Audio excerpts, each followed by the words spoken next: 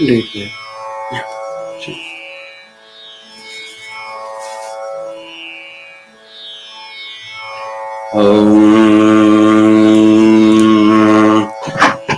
पूर्वोच्चरितैवं ग्रहगणगुणविशेषणविशिष्टायां अस्यां वर्तमानायां मध्य पौर्णमास्यां शुभतिथौ गोत्रः यजमानस्य गोत्रोद्भवस्य विष्णुगोत्रोत्पन्नस्य राहुल्लारोय्यनामधेयस्य निरुक्मानामधेयः गौरवनामधेयस्य आशीषनामधेयस्य सारनामधेयः यजमानस्य काश्यपगोत्रोत्पन्नस्य ब्राह्मण्यानामधेयस्य श्रुतिनामधेयः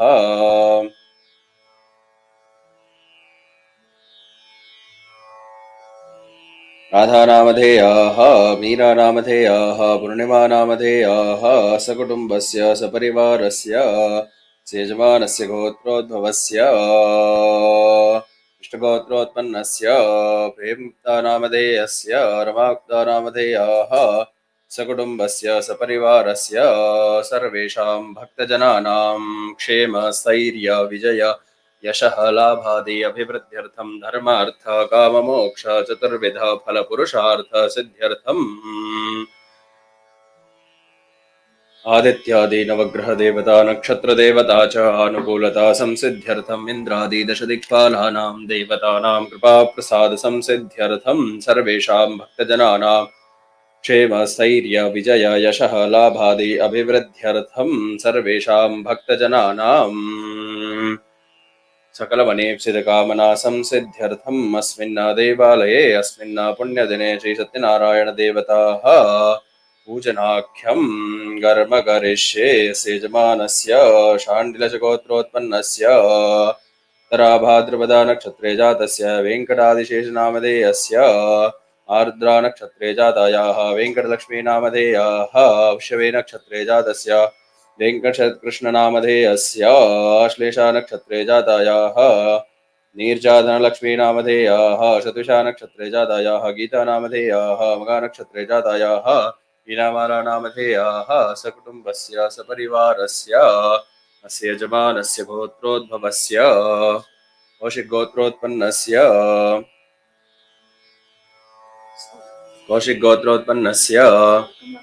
कमलाकरनामधेयस्य प्रशान्तनामधेयस्य चित्रानामधेयाः मोनिकानामधेयाः सकुटुम्बस्य सपरिवारस्य सर्वेषां भक्तजनानां मनेप्सितकामना संसिद्ध्यर्थं श्री सत्यनारायण स्वामिनः देवताः कृपाप्रसाद संसिद्ध्यर्थं श्री सत्यनारायण देवताः पूजनाख्यं कर्म करिष्ये।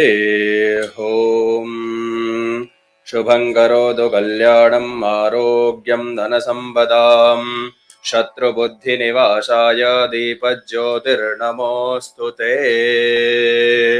दीपदेवताभ्यो नमः। अनन्तकोटिनमस्कारान् समर्पयामि।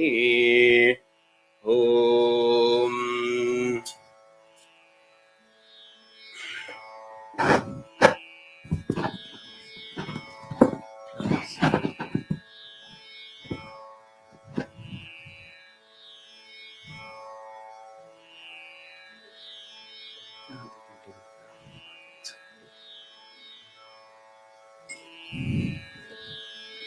ॐ गणानान्त्वा गणपतिगुं हवामहे कविं कवीनामुपश्रवस्तमं ज्येष्ठराजं ब्रह्मणां ब्रह्मणस्पदानः शृण्वन्नोतिभिः सीदसादनं श्रीमन्महागणाधिपतये नमः। स्यां प्रतिमायां श्रीमहागणपतिं ध्यायामि ध्यानं समर्पयामि। श्रीमन्महागणाधिपतये नमः। आसनार्थे अक्षतान् समर्पयामि। श्रीमन्महागणाधिपतये नमः। पादयो पाद्यं समर्पयामि। हस्तयो अर्घ्यं समर्पयामि। मुखे आचमनीयं जलं समर्पयामि। ॐ नाभोहिष्ठामयो भुवस्तान ऊर्जे ददातना महेरणाय चक्षसे यो वश्यवतमो रसस्तस्य भाजयते हनः उषतीरिव मातरः तस्मा अरङ्गमामवो यस्य क्षयाय जिन्मत आपो जनयथा जनः। श्रीमन्महागणाधिपतये नमः। स्नानीयं जलं समर्पयामि। स्नानानन्तरम् आचमनीयं जलं समर्पयामि। युवासुवासा परिवेदाघात सौश्रेयान् भवति जायमानः तन्धीरा शक्कवय उन्नयन्ति स्वाधियो मनसा देवयन्तः। श्रीमन्महागणाधिपतये नमः। यज्ञोपवीत उत्तर्याभरणार्थे अक्षतान् समर्पयामि। गन्धद्वारान्तरादर्शां नित्यपुष्टाङ्गरीषिणीम् ईश्वरीगुं धर्मभूतानां ताभिहोपह्वये श्रियं। श्रीर्मे भजतु अलक्ष्मीर्मे नश्यतु अहिरिव भोगैः पर्येति बाहुञ्जाया हेतिं परिबाधमानः। हस्तघ्नो विश्वावयुनानि विद्वान् पुमान् पुमागुं सम्परिपात विश्वतः।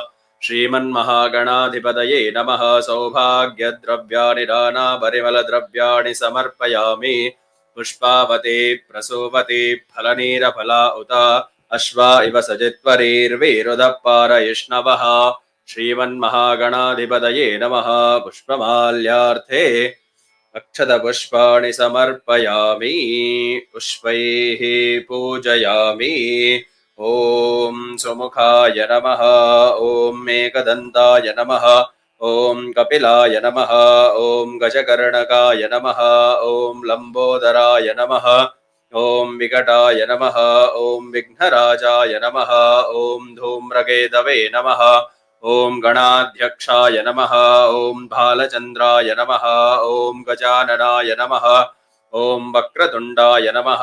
ॐ शूर्पकर्णाय नमः। ॐ हेरम्बाय नमः। ॐ स्कन्दपूर्वजाय नमः। ॐ चिन्तामणिमहागणपतये नमः। नानाविधपत्रपुष्पाणि समर्पयामि नैवेद्यं पुरतो निधाय।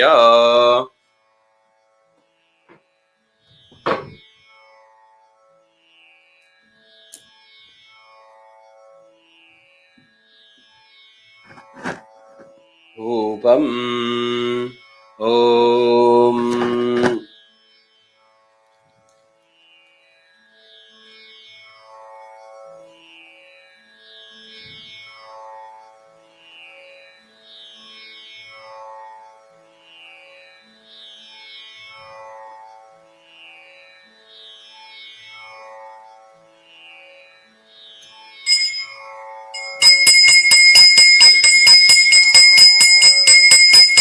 धूरसिधोर्वधोर्वन्दन्धोर्वदयोस्मान्दोर्वदिदं धोर्वयं वयं धूर्वामस्वं देवानामसि धूपमाघ्रापयामि। ॐ साज्यं च वर्ति संयुक्तं वह्निना योजितं मया गृहाणमङ्गलं दीपं त्रैलोक्यतिमिरापहम् प्रत्यक्षदीपं सन्दर्शयामि। धूपदीपान्ते आचमनीयं जलं समर्पयामि।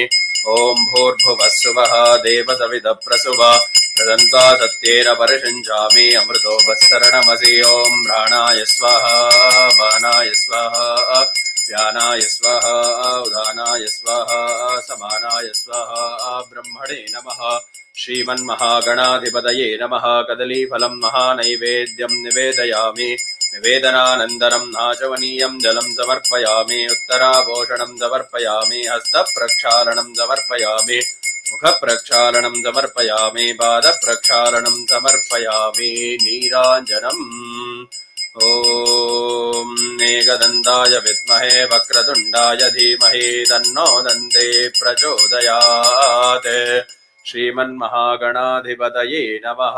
नीराञ्जनं सन्दर्शयामि। रक्षान् धारयामि। इन्द्रस्तोमेन वञ्चदशेन मध्यमिदं वातेन सगरेण रक्षा। श्रीमन्महागणाधिपतये नमः। मन्त्रपुष्पाञ्जलिं समर्पयामि। नमस्करोमि प्रार्थयेत। ॐ गणानां त्वा गणपतिगुं हवामहे कविं कवीनामुपमश्रवस्तमम् ज्येष्ठराजं ब्रह्मणां ब्रह्मणस्पदानः शृण्वन्नोतिभिः सीदसादनम्। श्रीमन्महागणाधिपतये नमः। अनन्तकोटिनमस्कारान् समर्पयामि। अनया पूजया श्रीमन्महागणाधिपतये नमः। प्रीयदान्न मम। श्रीमन्महागणाधिपतये नमः। कृपाप्रसादसंसिद्धिरस्तु। ॐ आसत्येन रजसा वर्तमानो निवेशयन्नमृतं मर्त्यं च हिरण्ययेन सविता रथेन देवो याति भुवना विपश्यन् अधिदेवता प्रत्यधिदेवता सहिताय भगवते आदित्याय नमः।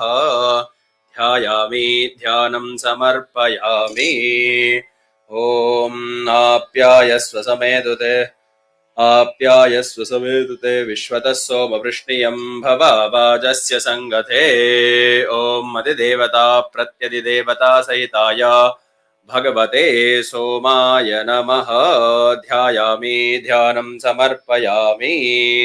ॐ अग्निर्मूर्धा दिवः ककुत्पतिः पृथिव्या अयम् अपागुं ह्रेतागुं सिजिन्वते अधिदेवता प्रत्यधिदेवता सहिताय भगवते अंगारकाय नमः। अंगारग्रहं ध्यायामि आवाहयामि। ॐ उद्बुध्यस्वाग्ने प्रतिजागृह्येनमिष्टापूर्ते सकुन्द्रजेथा भयञ्च पुनः कृण्वग्गस्त्वा पितरं युवानमन्वादागुंसि त्वयि तन्तुमेतम् अधिदेवता प्रत्यधिदेवता सहिताय भगवते बुधाय नमः। बुधग्रहं ध्यायामि ध्यानं समर्पयामि आवाहयामि। ॐ बृहस्पते अधियदर्योऽर्हाद्युमद्विभाधिक्रतुमज्जनेषु यद्दीदयच्छवशरत प्रजा तदस्मासु द्रविणन्देहि चित्रम् अधिदेवता प्रत्यधिदेवता सहिताय भगवते बृहस्पतये नमः। बृहस्पतिं ध्यायामि ध्यानं समर्पयामि आवाहयामि। ॐ द्रवः शुक्राय भानवे भरद्वं हव्यं मतिञ्चाग्नये सुबोधम् यो दैव्यानि वानुषा जनोगुं स्यन्तर्विश्वानि विद्वनाजिगाति इन्द्राणि मासुनारिषु सुपत्नीमहमश्रवम् अधिदेवता प्रत्यधिदेवता सहिताय भगवते शुक्राय नमः। ध्यायामि ध्यानं समर्पयामि आवाहयामि। शन्नो देवीरविष्टयापो भवन्तु पीतये संयोरविश्रवन्तु नः। अधिदेवता प्रत्यधिदेवता सहिताय भगवते शरैश्चराय नमः। ध्यायामि ध्यानं समर्पयामि आवाहयामि। ॐ गया नश्चिद्रा भुवदूती सदा वृधः सखा कया सचिष्ठया वृता अधिदेवता प्रत्यधिदेवता सहिताय भगवते राहवे नमः। ध्यायामि ध्यानं समर्पयामि आवाहयामि। केतुं गृह्णन्न केतवेपेशो मर्या अपेशसे शमुषद्भिरजायथाः अधिदेवता प्रत्यधिदेवता सहिताय भगवते केतवे नमः। केतुग्रहं ध्यायामि ध्यानं समर्पयामि आवाहयामि। आदित्यसहित समस्त नवग्रह देवताभ्यो नमः। पादयो वाद्यं समर्पयामि हस्तयोः अर्घ्यं समर्पयामि मुखे आचमनीयं जलं समर्पयामि। ॐ नाभोहिष्ठामयो भुवस्तानौ ऊर्जे ददादना महेरणाय चक्षसे यो वश्यवतमोरथस्तस्य भाजयते हनः उषधीरिव मातरः तस्मा अरङ्गमामवो यस्य क्षयाय जिन्वद तापो जनयथा च नः। आदित्य सहित समस्त नवग्रह देवताभ्यो नमः। स्नानीयं जलं समर्पयामि स्नानानन्तरम् आचमनीयं जलं समर्पयामि। युवा सुवासा परिवीताघात सौश्रेयान् भवति जायमानः अन्धीरा शक्कवय उन्नयन्ते स्वाधियो मनसा देवयन्तः। आदित्य सहित समस्त नवग्रह देवताभ्यो नमः। वस्त्रयज्ञोपवीत उत्तरयाभरणार्थे अक्षतान् समर्पयामि। गन्धद्वारान् दुराधर्षां नित्यपुष्टाङ्गरीषिणी ईश्वरीगुं सर्वभूतानां तामिहोपव्वये श्रियं श्रीर्मे भजतो लक्ष्मीर्मे नश्यतो। आदित्य सहित समस्त नवग्रह देवताभ्यो नमः। गन्धान् धारयामि अहिरिव भोगैः परयेति बाहुञ्जाया हेतिं परिबाधमानः हस्तघ्नो विश्वावयुनानि विद्वान् पुमान् पुमागुं सम्परिपातु विश्वतः। आदित्य सहित समस्त नवग्रह देवताभ्यो नमः। सौभाग्यद्रव्याणि नाना परिमल द्रव्याणि समर्पयामि। पुष्पावते प्रसोवते फलनीरफला उत अश्वा इव सजित्वरीर्वीरुधः पारयिष्णवः। आदित्य सहित समस्त नवग्रह देवताभ्यो नमः। पुष्पमाल्यार्थे पुष्पाणि समर्पयामि। नैवेद्यं पुरतो निधाय धूपम्। ॐ वनस्पतिरतो धूतो गन्धाढ्यो गन्ध उत्तमः आघ्रेयः सर्वदेवानां धूपोऽयं प्रतिगृह्यता धूपमाघ्रापयामि। ॐ उद्दीप्य स्वजातवेदो भग्नन्निरतिर्ममा वशोकश्च मुह्यमावह जीवनं जदिशो दिशा मानो हि गुंसे जातवेदो गामश्वं पुरुषं जगत अभिभ्रदग्न आगहे श्रिया मा परिपादय आदित्य सहित समस्त नवग्रह देवताभ्यो नमः नीराञ्जनं संदर्शयामि प्रत्यक्ष दीपं संदर्शयामि धूपदीपान्ते आचमनीयं जलं समर्पयामि भूर्भुवस्सुवः देवसविदः प्रसुवा प्रदन्ता सत्येन परिषञ्चामि अमृतोपस्तरणमसि ॐ प्राणाय स्वाहा पानाय स्वाहा व्यानाय स्वाहा उदानाय स्वाहा समानाय स्वाहा ब्रह्मणे नमः आदित्य सहित समस्त नवग्रह देवताभ्यो नमः कदलीफलं महानैवेद्यं निवेदयामि निवेदनानन्तरम् आचमनीयं जलं समर्पयामि उत्तराभूषणं समर्पयामि हस्तप्रक्षालनं समर्पयामि मुखप्रक्षालनं समर्पयामि पादप्रक्षालनं समर्पयामि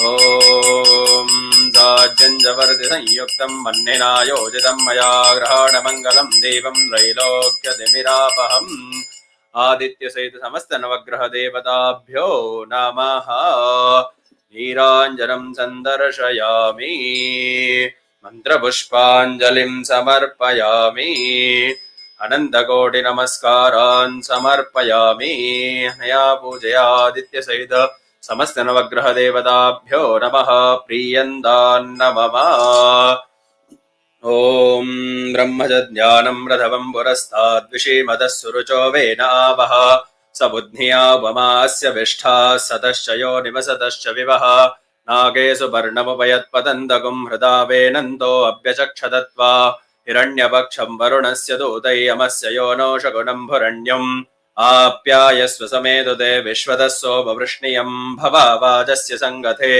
यो रुद्रो अग्नौ यो अप्सु य ओषधीषु यो रुद्रो विश्वा भुवना विवेश तस्मै रुद्राय नमोऽस्तु इदं विष्णुर्विचक्रमे त्रेधा निदते पदं समूढमस्य पागुं सुरे इन्द्रं विश्वा अविव्रतान् समुद्रव्यजसङ्गिरः रतीतमगुं रतीनां वाजानागुं सत्पतिं पतिम् आपो वायुदगुं सर्वं विश्वा भूतान्यापप्राणापापपशवापोन्नमापो मृतमापः सम्राडापो विराडापस्वराडापश्छन्दागुष्यापो ज्योतिगुष्यापो यजोगुष्यापः सत्यमापः सर्वा देवता आपो भूर्भुवः सुवराप ॐ इमं मे वरुणश्रुदेहवमद्या च मृडय त्वापवस्युराचके तत्त्वायामि ब्रह्मणा वन्दमानस्तदाशास्ते यजमानो हविर्भिः अहेडमानो वरुणेह बोध्युरुषगुं समानायु प्रमोषेः अस्मिन् कलशे वरुणं साङ्गं सपरिवारं सायुधं सशक्तिकम् आवाहयामि स्थापयामि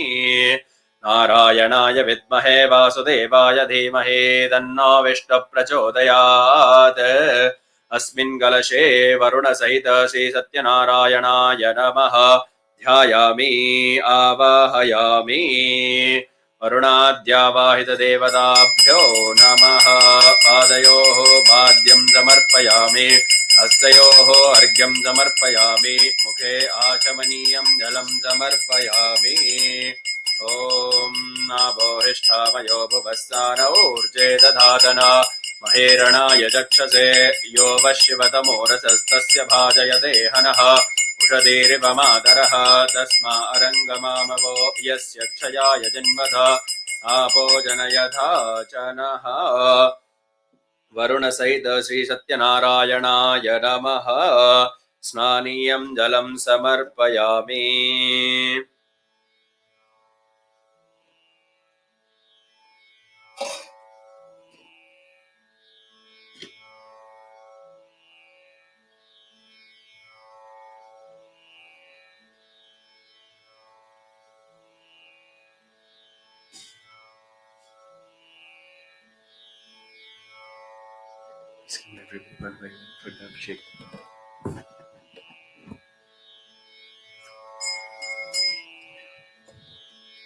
ॐ सहस्रशीर्षा पुरुषः सहस्राक्षः सहस्रपात् स भूमिं विश्वतो वृत्वा अत्यतिष्ठद्दशाङ्गुलम् पुरुष एवेदगुं सर्वम् यद्भूतै यच्च भव्यम् उतावृतत्वस्येषा नः यदन्नेनातिरोहति एतावानस्य महिमा अतोऽज्यायागस्य पूरुषः पादोऽस्य विश्वाभूतानि त्रिपादस्यावृतम् दिवि त्रिपादूर्ध्व उदैत्पुरुषः पादोऽस्येहा भवात् पुनः ततो विश्वम् व्यक्रामत शासनानशने अभि तस्माद्विराटजायत विराजो अधिपूरुषः स जातो अत्यरिच्यत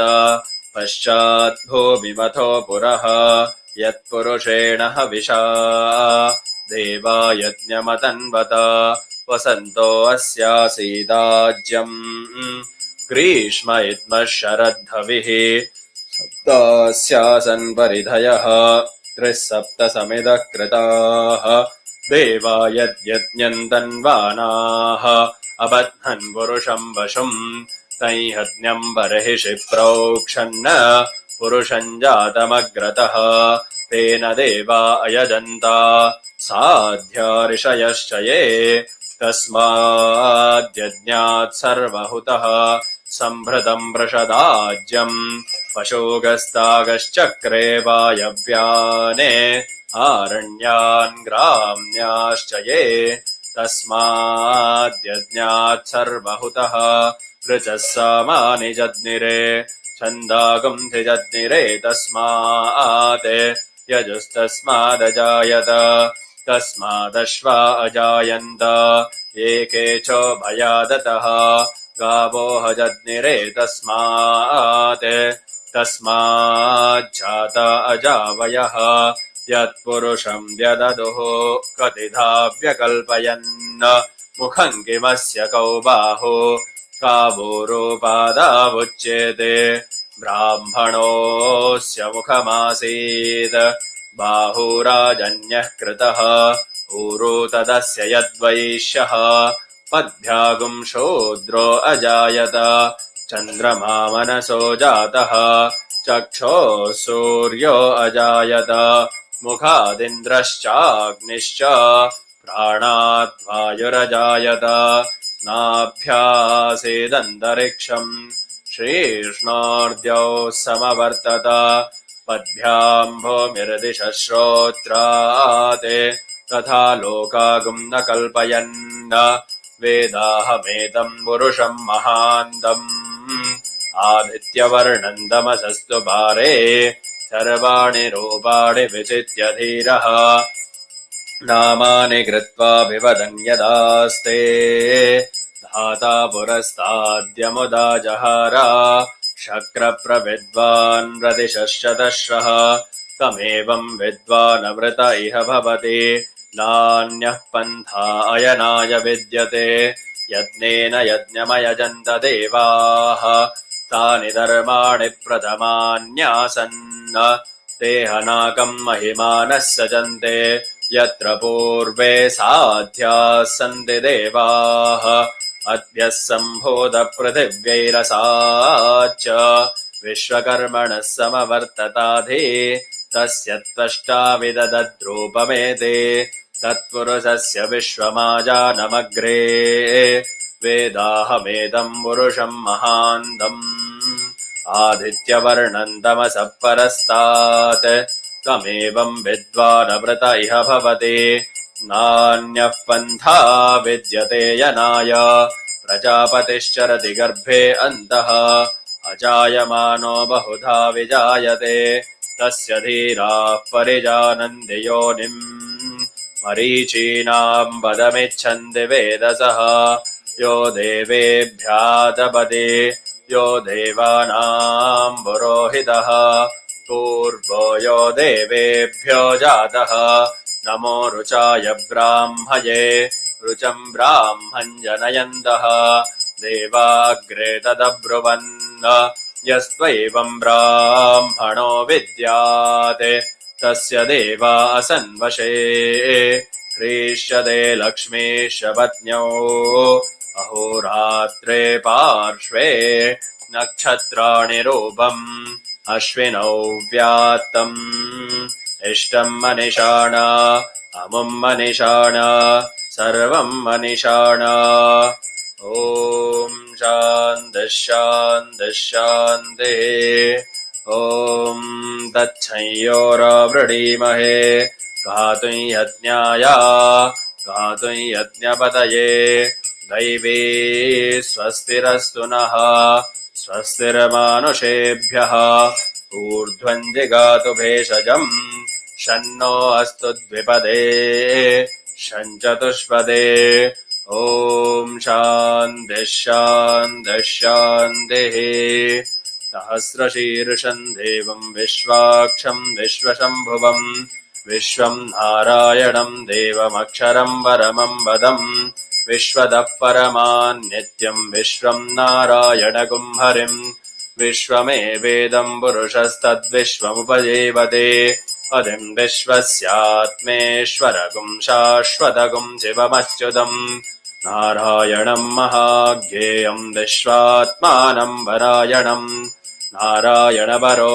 ज्योतिरात्मा नारायणः परः नारायणपरं ब्रह्मतत्त्वं नारायणः परः नारायणपरो ध्यानाध्यानं नारायणः परः यच्च किञ्चिज्जगत्सर्वं दृश्यते श्रूयतेऽपि वा अन्तर्बहिश्च तत्सर्वं व्याप्य नारायणस्थितः अनन्तमव्ययं कविगुं समुद्रेन्दं विश्वशम्भुवम् पद्मकोशप्रतीकाशगुं हृदयं चाप्यधोमुखम् अधो निष्ट्याविदस्यान्तेनाभ्यामुपरि तिष्ठते ज्वालमालाकुलं भाति विश्वस्यायतनं महदा सन्ददगुं शिलाभिस्तुलम्बत्याकौशसन्निभम् तस्यान्तेषु शिरगुं सूक्ष्मं तस्मिन् सर्वं प्रतिष्ठितम् तस्य मध्ये महानग्निर्विश्वार्चिर्विश्वतो मुखः सोऽग्रभुग्विभजन् तिष्ठन्नाहारमजरः कविः तिर्यगोर्ध्वमदशायैरश्मयस्तस्य सन्ददा सन्दापयति स्वन्देहमापादतलमस्तकः तस्य मध्ये वह्निशिखा अणियोर्ध्वाव्यवस्थितः नीलतो यदमध्यस्थाद्विद्युल्लेखे बभास्वरा नीवारशोकवत्सन्वी पीताभास्वत्यणोपमा तस्या शिखाया मध्ये परमात्मा व्यवस्थितः स ब्रह्म शशिवः स हरिश्चेन्द्रः सोऽक्षरः परमस्वराट् हृदगुं सत्यं परं ब्रह्म पुरुषं कृष्णपिङ्गलम् ऊर्ध्वरेतं विरूपाक्षं विश्वरूपाय वै नमो नमः नारायणाय विद्महे वासुदेवाय धीमहि तन्नो विष्णुः प्रचोदयात्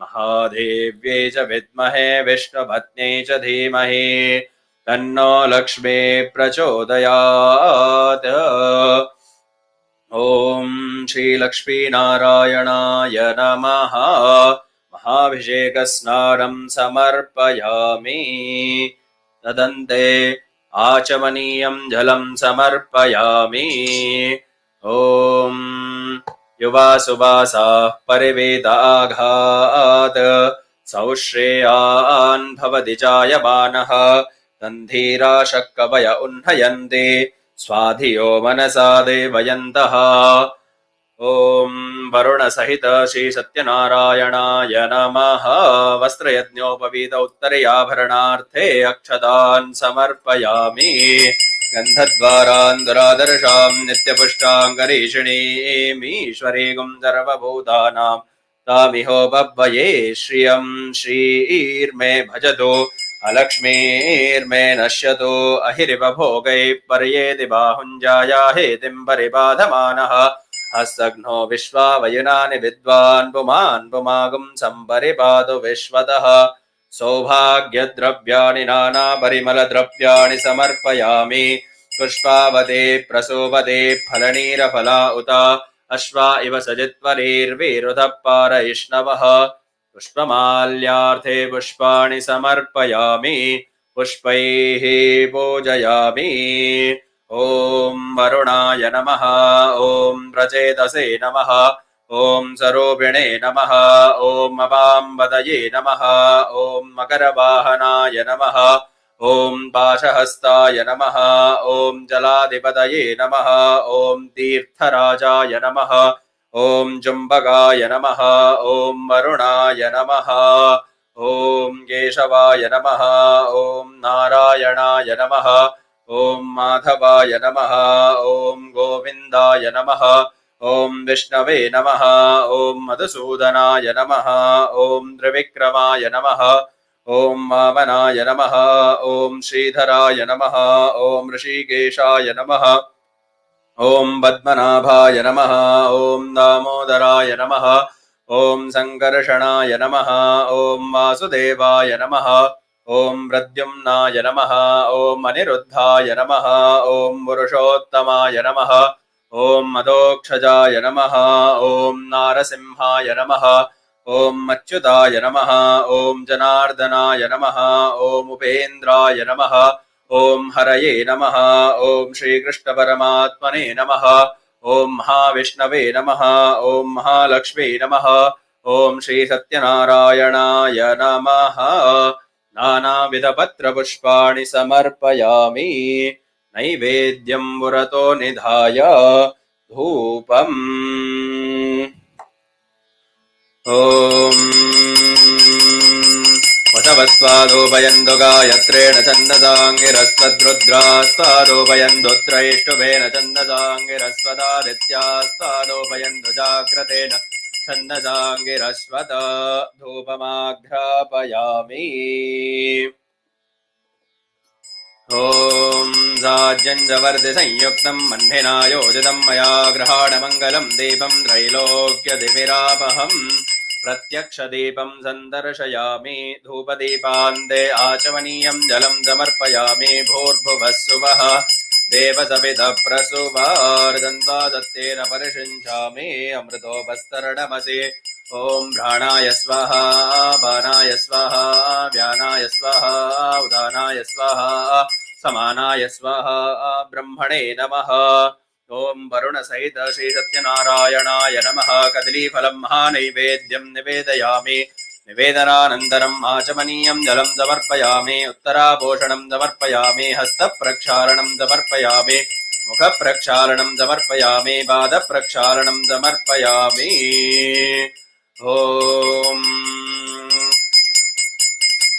ॐ नारायणाय विद्महे वासुदेवाय धीमहि तन्नो विष्णुः प्रचोदयात् महादेव्यै च विद्महे विष्णुपत्न्यै च धीमहि तन्नो लक्ष्मी प्रचोदयात् श्रीलक्ष्मीनारायणाय नमः श्रीसत्यदेवाय नमः नीराञ्जनं सन्दर्शयामि रक्षान् धारयामीन्द्रस्तोमेन पञ्चदशेन मध्यमिदं भातेन सगरेण रक्षा यो वां पुष्पं वेद पुष्पवान् प्रजावान् पशुमान् भवति चन्द्रमा वा अपां पुष्पं पुष्पवान् प्रजावान् पशुमान् भवति यो वेदादौ स्वरप्रोक्तो वेदान्ते च प्रतिष्ठितः तस्य प्रकृतिलीनस्य यः परः स महेश्वरः श्रीसत्यनारायणस्वामिने नमः मन्त्रपुष्पाञ्जलिं समर्पयामि नमस्करोमि प्रार्थयेत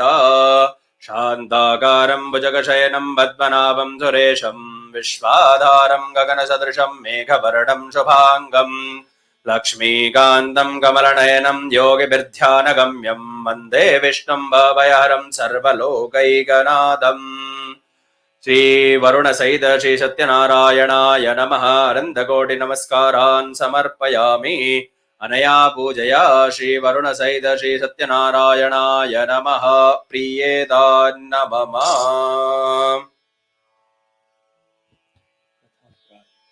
प्रथमोऽध्याय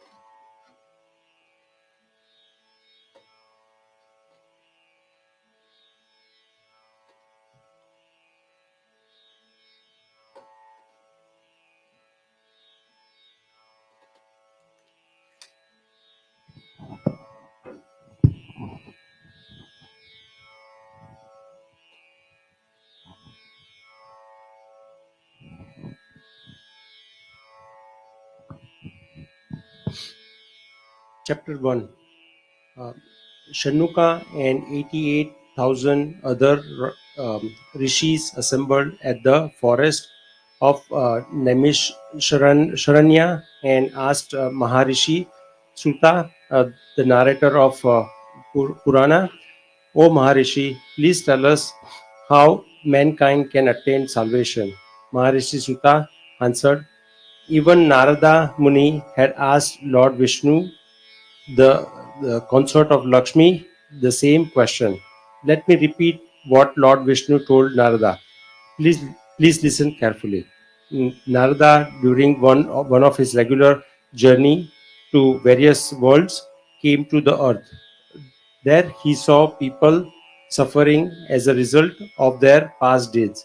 To remove their suffering and offer salvation, Narada traveled to Vishnu Loka and found Lord Vishnu adorned with conch, chakra, gada, and lotus in his four hands and garland around his neck.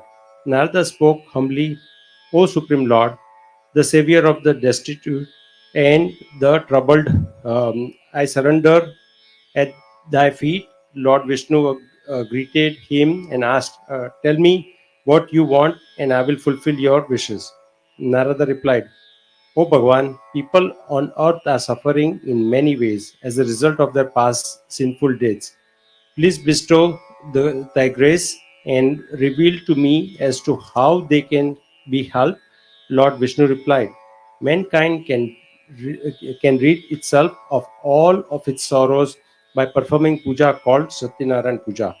The puja, when performed according to the religious rites, will bring happiness, peace of mind, and wealth in this life and salvation beyond. On hearing this, Narada was filled with joy and addressed Lord Vishnu, O Lord, in your infinite grace, please tell me the details of the puja that you have just mentioned, how and when to perform it, and who has performed it before. Lord Vishnu answered, this puja can be performed on a full moon day. One must invite his friends and relatives and perform the puja with devotion, offering fruits, ghee, milk, curd, butter, wheat, flour, sugar, and honey to God. After the puja is completed, he must read the story of Lord Satyanarayana and then distribute prasadam to everyone. The puja, this thus performed, will bring fulfillment. बोलो सत्यनारायण देव की जय. सत्यनारायण भगवान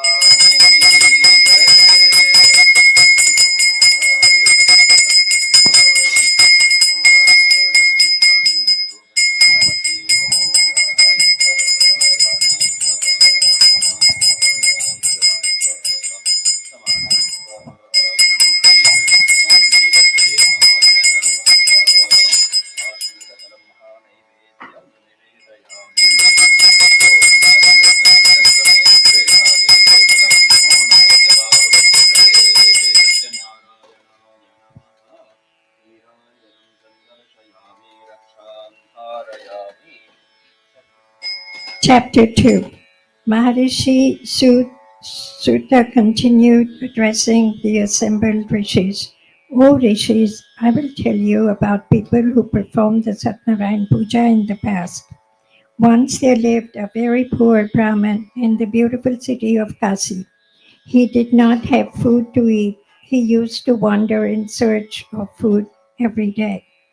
Lord Vishnu took the form of an old man, appeared before the poor Brahman, and asked, friend, why are you wandering aimlessly?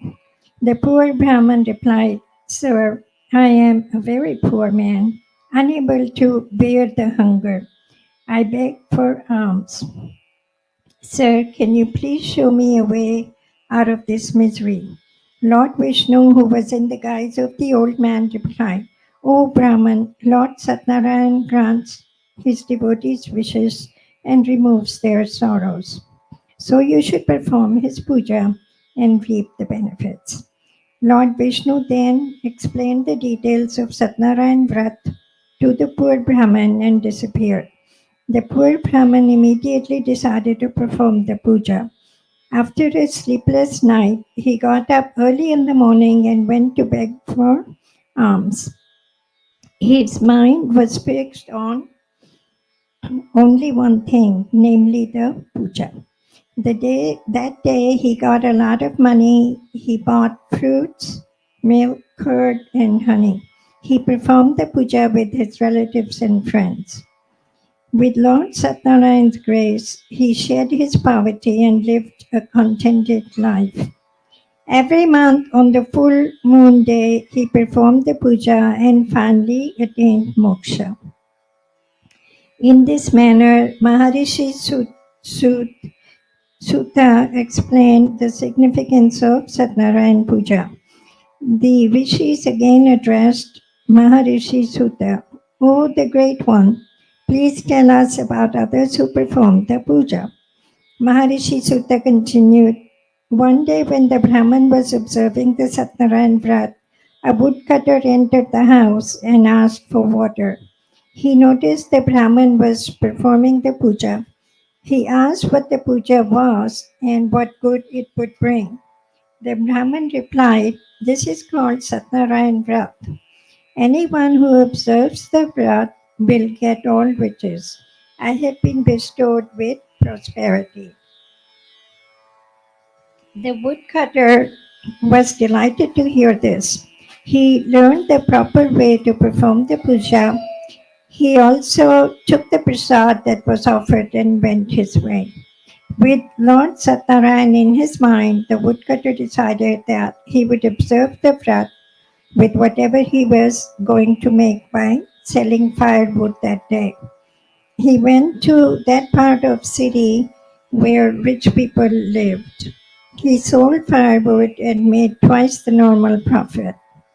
Pleased with his luck, he bought bananas, sugar, ghee, milk, curd, honey, and wheat flour. He invited his friends and relatives and performed the Satyanarayan Puja. By Lord Narayana's grace, he acquired enormous wealth and lived comfortably and attained moksha.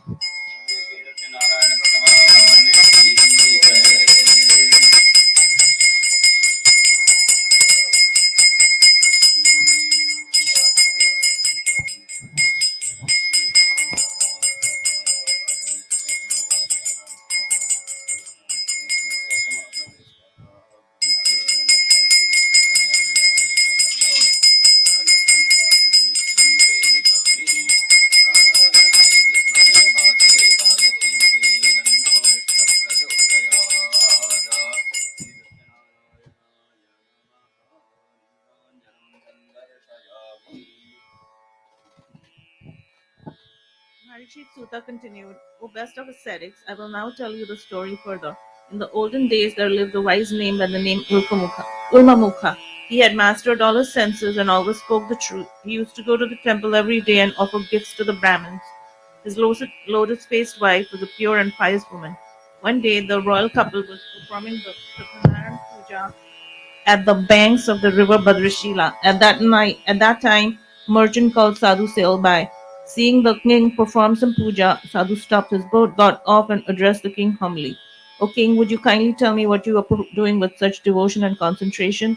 The king replied, O Sadhu, I have no children. In order that I may be blessed with children, I'm worshipping the Lord Almighty Satyanarayan. On hearing this, Sadhu spoke humbly, O king, please tell me how to perform the puja. I would like to observe the Vrata as too. I too have no children. The king told him all the details. Sadhu returned home and with great joy told his wife that they would perform the Satyanarayan Puja, which would fulfill their desire to have children. He then resolved to perform the puja after the child was born.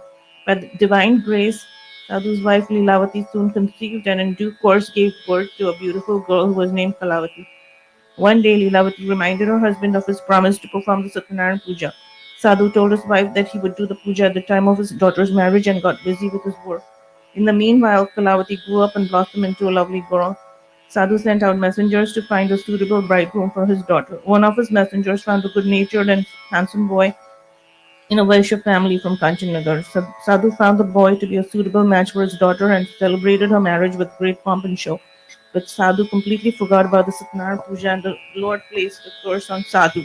Then one day, Sadhu went on a business trip with his son-in-law. He stopped to trade at Ratnapur, which was ruled by King Chandraketu. During the time he was in Ratnapur, some thieves robbed the king's treasury and were running away. The king's soldiers followed them in hot pursuit. The frightened thieves threw all the things they had robbed near Sadhu and his son-in-law and escaped. Finding the king's treasures near Sadhu and his son-in-law, the king's soldiers thought that they were the thieves, arrested them, and brought them before the king. The king ordered them to be chained and thrown into prison, but because of Lord Maya, no one even listened to what Sadhu had to say in his defense. King Chandraketu also confiscated all their merchandise. Lord Satyanarayan's curse did not even spare Sadhu's wife. Some robbers broke into her house and Leelavati lost everything. One day, Kalavati was very hungry. She went out of the house. She wandered here and there and stopped at a house where the Satyanarayan Puja was being performed. She stayed at that place until the puja was finished and ate the prasad that was offered. When she reached home, it was very late in the night. Leelavati asked her where she'd been.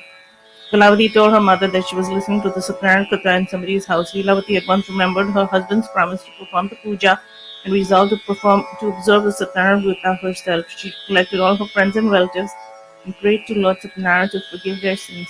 Lord Satyanarayan was pleased with Leelavati's prayers. He appeared before King Chandraketu in his dreams and told him to release the two merchants from prison, as they were not the real thieves. If the king failed to do so, Lord Satyanarayan warned that his kingdom, wealth, and children would all disappear. The next morning, the king told his counselors about his dream and ordered Sadhu and his son-in-law to be released and brought before him. The latter were frightened and stood before the king with bowed head. The king talked to them gently and said, "You too have suffered greatly because of your fate, but now there is nothing to fear." The king returned their merchandise, gave them new clothes and gifts, and bade them good night. Narayan Bhagwan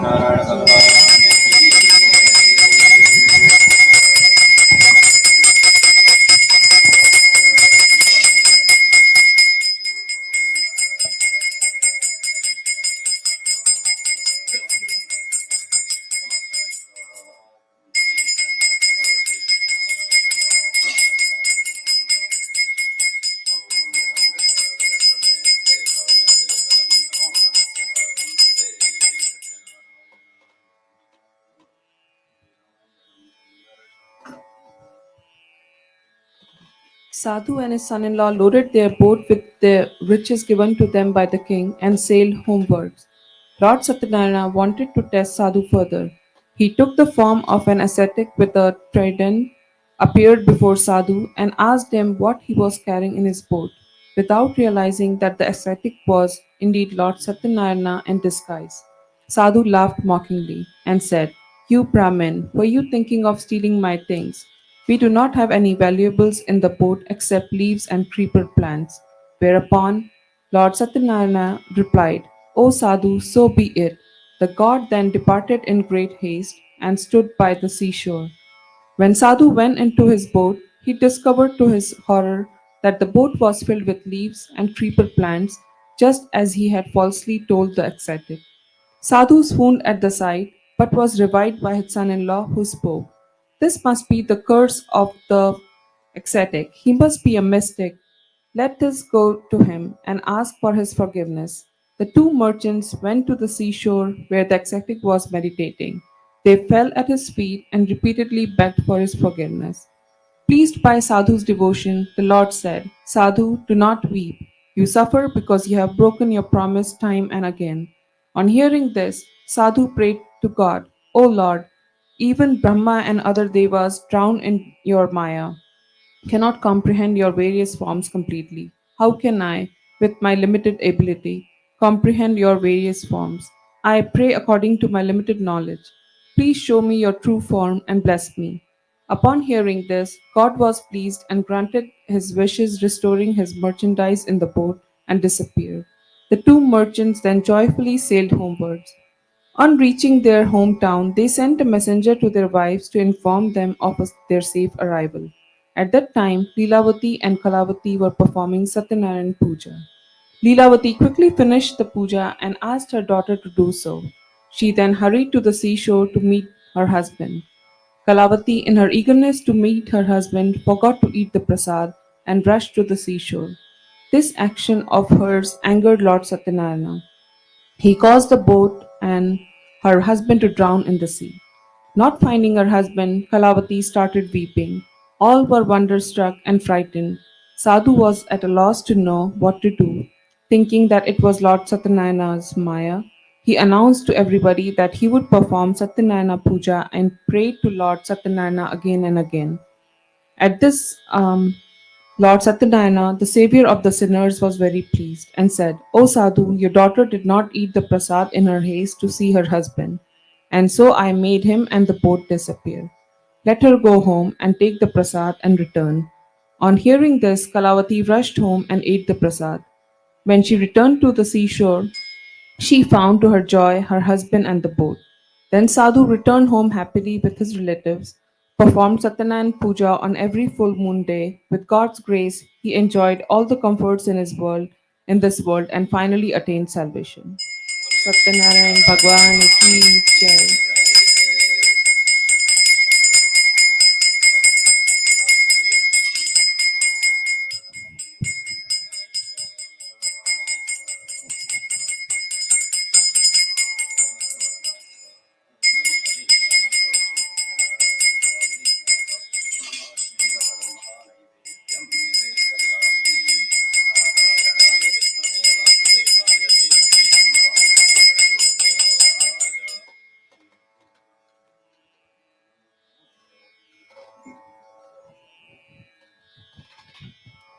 Chapter 5. Maharishi Sutta continued. Once there was a king called Tungadwaja who underwent a lot of misery because he refused the Satyanarayana Prasad. One day, after hunting, he was resting under a tree. Cowherds were happily performing the Satyanarayana Puja nearby. The king, in vanity, refused the prasad they offered, and when he reached his palace, he found that his kingdom and all his sons and his wealth and everything had just disappeared. Then it occurred to him that Lord Satyanarayana was probably angry with him. He went back to the cowherds, prostrated himself before Lord Satyanarayana, and performed the puja with great devotion. The Lord showered his blessings, and the king regained everything he had lost earlier. He lived happily and reached Vaikuntha after his death. Maharishi Sutta said, O holy men, I have narrated to you the Satyanarayana Katha, which was originally told by Lord Vishnu to Narada Muni. By observing this vrata, mankind can attain salvation. In this Kali Yuga, observance of the vrata can lead to gratification of one's wishes. Thus ended the narration of Maharishi Sutta, after which Shaunaka and the other rishis returned to their respective places. बोलिए श्री सत्यनारायण भगवान की जय।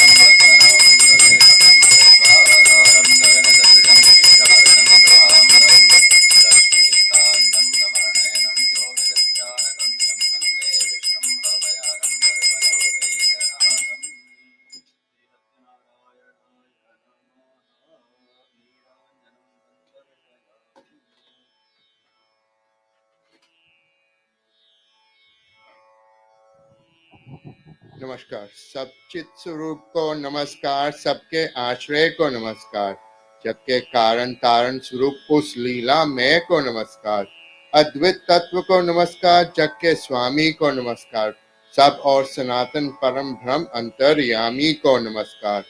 ओ शरण वरण के योग्य तुम्ही जगपालक स्वयं प्रकाशमान, तुम करता भरता हरता हो, तुम निर्विकल्प निश्चल महान, तुम भय को भी भयकारी हो, भीषणता को भीषण महान, पावन के पावन करते हो सब जीवों की गति और प्राण। हे प्रभु तुम्ही सर्वोत्तम पद के एक नियंत्रण करणधार, रक्षक के भी रक्षक हो परे परे से भी अपार। हे प्रभु आपके करते हैं हम भजन मनन चिंतन विचार, इस जग जग के साक्षी स्वरूप हम करते तुमको नमस्कार। हे परम सत्व हे सर्वेश्वर हे प्रणत पाल अच्युत पार, हम शरणागत हैं कृपा निधि संसार सिंधु से करो पार। मेरे हो माता पिता तुम ही हो बंधु सखा स्वामी, धन बल विद्या हो देव देव सर्वस्व तुम्ही अंतर्यामी। बोलो सत्यनारायण भगवान की जय।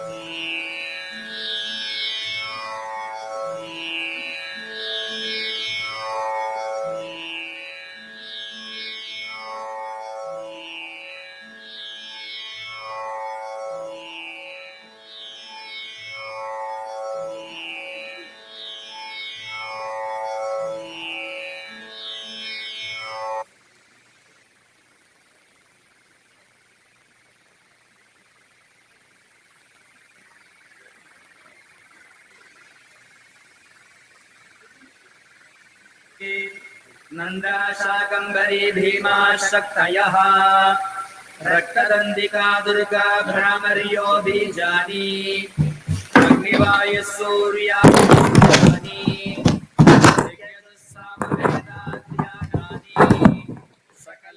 ॐ एतेषां सर्वेषां भक्तजनानां सकलमनेप्सितकामना संसिद्ध्यर्थं श्रीसत्यनारायणाय नमः अष्टोत्तरशतनामावली पूजाञ्जकरिष्ये ॐ सत्यदेवाय नमः ॐ सत्यात्मने नमः ॐ सत्यभूताय नमः ॐ सत्यपुरुषाय नमः ॐ सत्यनाथाय नमः ॐ सत्यसाक्षिणे नमः ॐ सत्ययोगाय नमः ॐ सत्यज्ञानाय नमः ॐ सत्यज्ञानप्रियाय नमः ॐ सत्यनिधये नमः ॐ सत्यसम्भवाय नमः ॐ सत्यप्रभुवे नमः ॐ सत्येश्वराय नमः ॐ सत्यकर्मणे नमः ॐ सत्यपवित्राय नमः ॐ सत्यमङ्गलाय नमः ॐ सत्यगर्भाय नमः ॐ सत्यप्रजापतये नमः ॐ सत्यविक्रमाय नमः ॐ सत्यसिद्धाय नमः ॐ सत्याच्युताय नमः ॐ सत्यवीराय नमः ॐ सत्यबोधाय नमः ॐ सत्यधर्माय नमः ॐ सत्याग्रजाय नमः ॐ सत्यसन्तुष्टाय नमः ॐ सत्यवराहाय नमः ॐ सत्यवरायणाय नमः ॐ सत्यपूर्णाय नमः ॐ इसकी everybody अक्षता ऋषि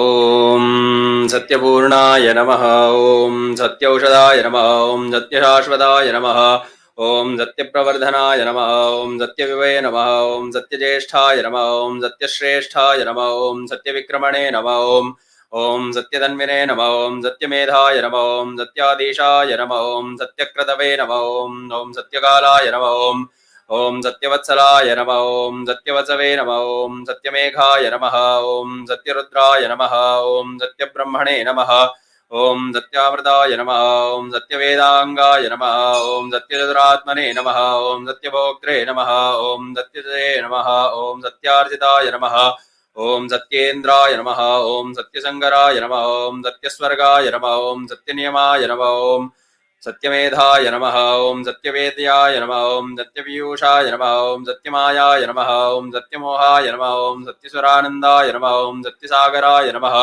ॐ सत्यतपसे नमः ॐ सत्यसिंहाय नमः ॐ सत्यमृगाय नमः ॐ सत्यलोकपालकाय नमः ॐ सत्यस्थिताय नमः ॐ सत्यदिक्पालकाय नमः ॐ सत्यधनुधनाय नमः ॐ सत्याम्बुजाय नमः ॐ सत्यवाक्याय नमः ॐ सत्यगुरवे नमः सत्यन्यायाय नमः ॐ सत्यसाक्षिणे नमः ॐ सत्यसम्प्रदाय नमः ॐ सत्यसम्प्रदाय नमः ॐ सत्यवह्नवे नमः ॐ सत्यवायवे नमः ॐ सत्यशिखराय नमः ॐ सत्यानन्दाय नमः ॐ सत्यादिराजाय नमः ॐ सत्यश्रीपादाय नमः ॐ सत्यगुह्याय नमः ॐ सत्योदराय नमः ॐ सत्यहृदयाय नमः ॐ सत्यकमलाय नमः ॐ सत्यनालाय नमः ॐ सत्यहस्ताय नमः ॐ सत्यवाहवे नमः ॐ सत्यमुखाय नमः ॐ सत्यजिह्वाय नमः ॐ सत्यदंष्ट्राय नमः ॐ सत्यनासिकाय नमः ॐ सत्यश्रोत्राय नमः ॐ सत्यचक्षुषे नमः ॐ सत्यशिरसे नमः ॐ सत्यमुकुटाय नमः ॐ सत्याम्बराय नमः ॐ सत्याभरणाय नमः ॐ सत्यायुधाय नमः ॐ सत्यश्रीवल्लभाय नमः ॐ सत्यगुप्ताय नमः ॐ सत्यपुष्कराय नमः ॐ सत्यादिताय नमः ॐ सत्यभामावतारकाय नमः ॐ सत्यग्रहरूपिणे नमः ॐ सत्यप्रहरणायुधाय नमः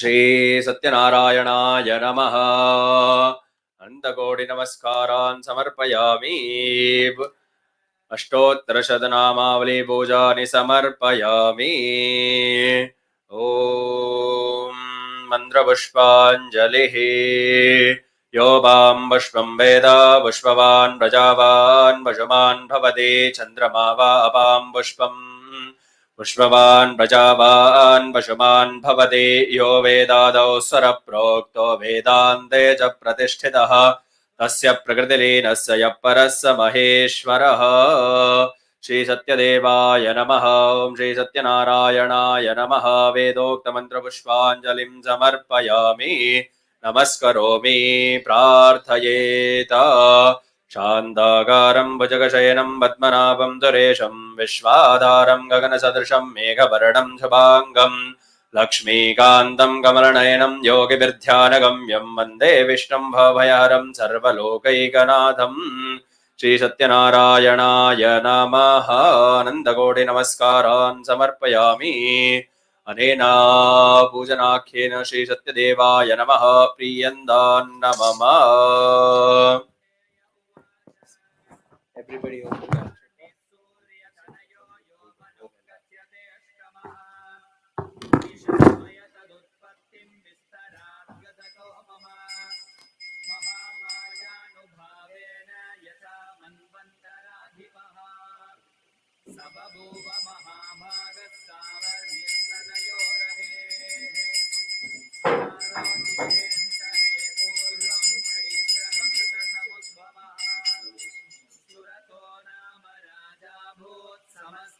क्षितिमण्डले तस्य पालयतः सम्यक् प्रजा पुत्राणि वौरसान् बभूवुः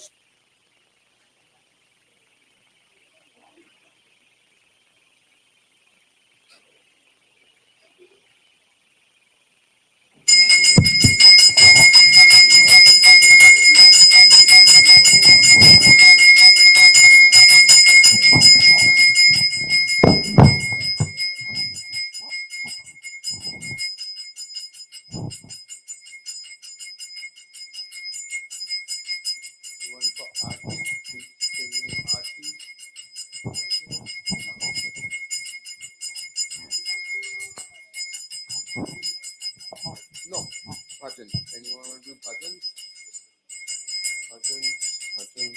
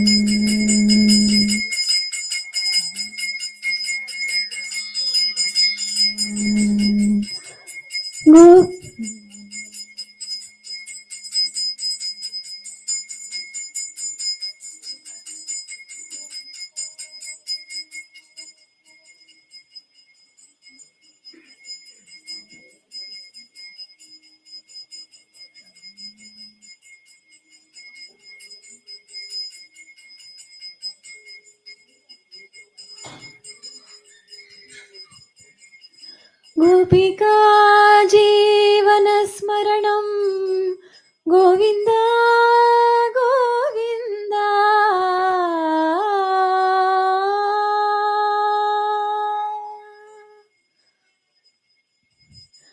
वन्दे वासुदेवं श्रीपतिं वन्दे वासुदेवं श्रीपतिं वन्दे वासुदेवं श्रीपतिं वन्दे वासुदेवम् बृन्दारकाधीशवन्दितपदाब्जं वन्दे वासुदेवं श्रीपतिं वन्दे वासुदेवम्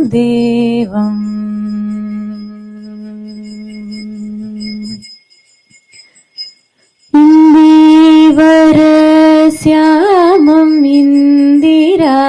कूचतटी इन्दीवरश्यामम् इन्दिरा कूचतटी इन्दीवरश्यामम् इन्दिरा कूचतटी चन्दनाङ्कितलसत् चारुदेहम् इन्दीवर श्यामम् इन्दिरा कूचतटी चन्दनाङ्कितलसत् चारुदेहम् मन्दारमालिका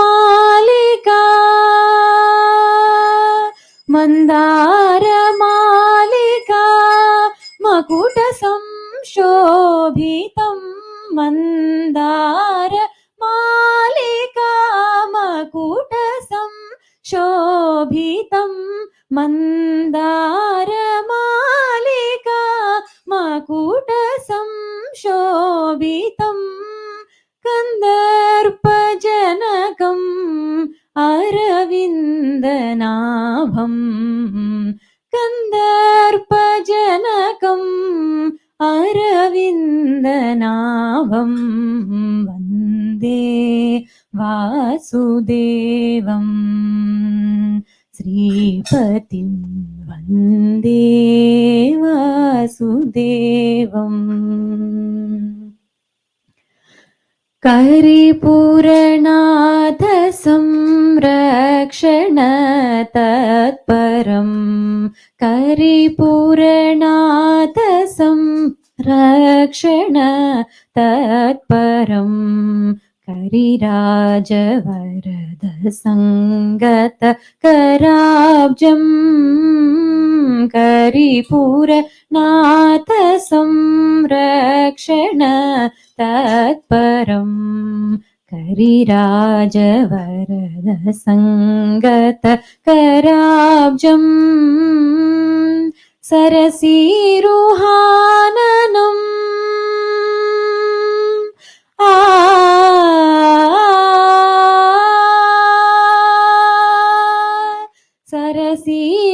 सरसीरुहाननम् चक्रवेभ्राजितम् सरसीरुहाननम् चक्रवेभ्राजितम् सरसीरुहाननम् चक्रवेभ्राजितो तिरुवेङ्कटाचल देवो भजेऽहम् तिरुवेङ्कटाचल देवो भजेऽहम् तिरुवेङ्कटाचल देवो भजेऽहम् वन्दे वासुदेवम् श्रीपतिं वन्दे वासुदेवम् श्रीपतिं वन्दे वासुदेवम्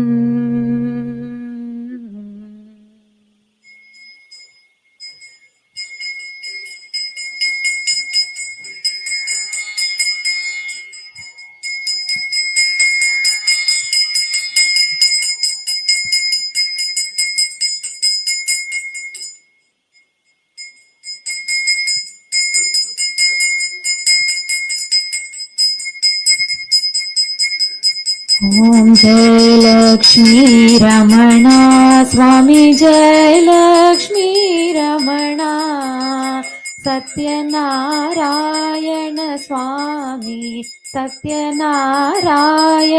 स्वामी जनपातक हरणा ॐ जय लक्ष्मी रमणा रतन जडित सिंहासन अद्भुत बिराजे स्वामी अद्भुत बिराजे नारद कहत निरंजन नारद कहत निरंजन घंटा ध्वनि बाजे ओम जय लक्ष्मी रमणा प्रगट भये कदि कारण द्विज को दर्श दियो स्वामी जिन को दर्श दियो बूढ़ो ब्राह्मण बन के बूढ़ा ब्राह्मण बन के कंचन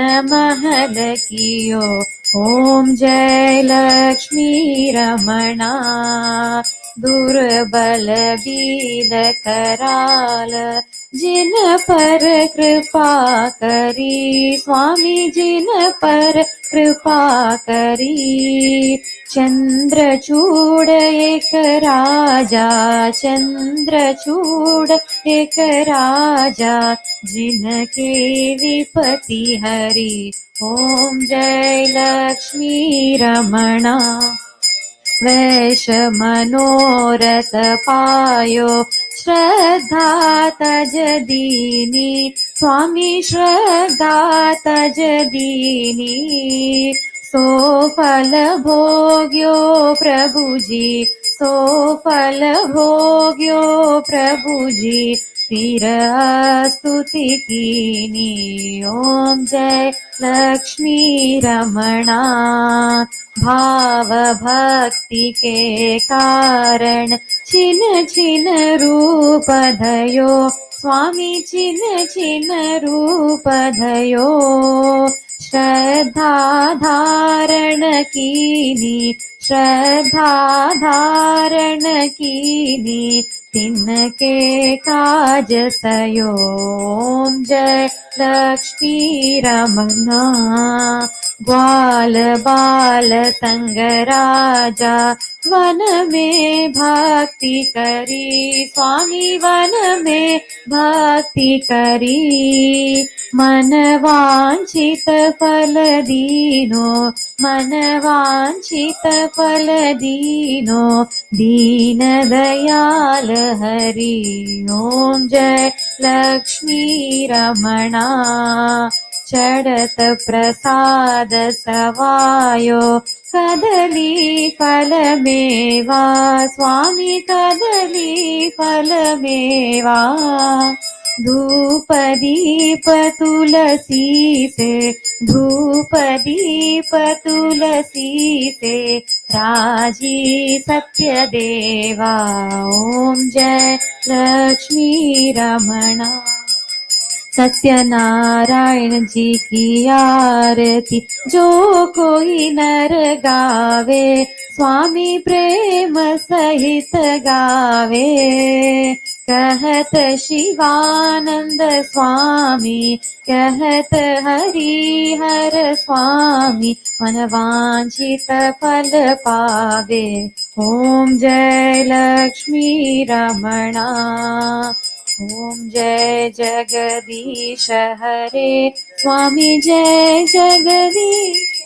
हरे भक्त जनों के संकट दास जनों के संकट क्षण में दूर करे ओम जय जगदीश हरे जो ध्यावे फल पावे दुख बिन से मन का स्वामी दुख बिन से मन का सुख संपत्ति घर आवे सुख संपत्ति घर आवे कष्ट मिटे तन का ओम जय जगदीश हरे मात पिता तुम मेरे शरण गहूँ मैं जिसकी स्वामी शरण पढ़ूं मैं जिसकी तुम बिन और न दूजा प्रभु बिन और न दूजा आस करूं मैं जिसकी ओम जय जगदीश हरे तुम पूर्ण परमात्मा तुम अंतर्यामी स्वामी तुम अंतर्यामी परम ब्रह्म परमेश्वर तुम सबके स्वामी ओम जय जगदीश हरे। तुम करुणा के सागर, तुम पालन करता स्वामी, तुम पालन करता। मैं सेवक तुम स्वामी, मैं सेवक तुम स्वामी, कृपा करो भरता। ओम जय जगदीश हरे। तुम हो एक अगोचर, सबके प्राणपति स्वामी, सबके प्राणपति। किस विध मिलूं दया में, किस विध मिलूं शरण में, तुमको मैं कुमति। ओम जय जगदीश हरे। दीन बंधु दुख हरता ठाकुर तुम मेरे, स्वामी रक्षक तुम मेरे। अपने हाथ उठाओ, अपनी शरण लगाओ, द्वार पड़ी मैं तेरे। ओम जय जगदीश हरे। विषय विकार मिटाओ, पाप हरो देवा, स्वामी कष्ट हरो देवा। श्रद्धा भक्ति बढ़ाओ, श्रद्धा प्रेम बढ़ाओ, संतन की सेवा। ओम जय जगदीश हरे। तन मन धन सब है तेरा, स्वामी सब कुछ है तेरा। तेरा तुझको अर्पण, तेरा तुझको समर्पण, क्या लागे मेरा। ओम जय जगदीश हरे।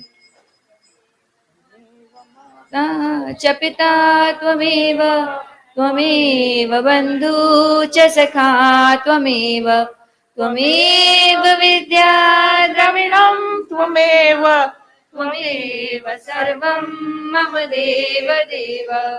कर्पूरगौरं करुणावतारं, संसारसारं भुजगेन्द्रहारं, सदा वसन्तं हृदयारविन्दे, भवं भवानी सहितं नमामि। कायेन वाचा मनसेन्द्रिये वा, बुद्ध्यात्मना वा प्रकृते स्वभावात् कर्मोऽमि यत् सकलं परस्मै नारायणायेति समर्पयामि। सर्वमङ्गलमाङ्गल्ये शिवे सर्वार्थसाधिके, शरण्ये त्र्यम्बके गौरी नारायणी नमोऽस्तुते। ॐ पूर्णमद पूर्णमिदं पूर्णात् पूर्णमदच्यते, पूर्णस्य पूर्णमादाय पूर्णमेवावशिष्यते। ॐ शान्ति शान्ति शान्तिः।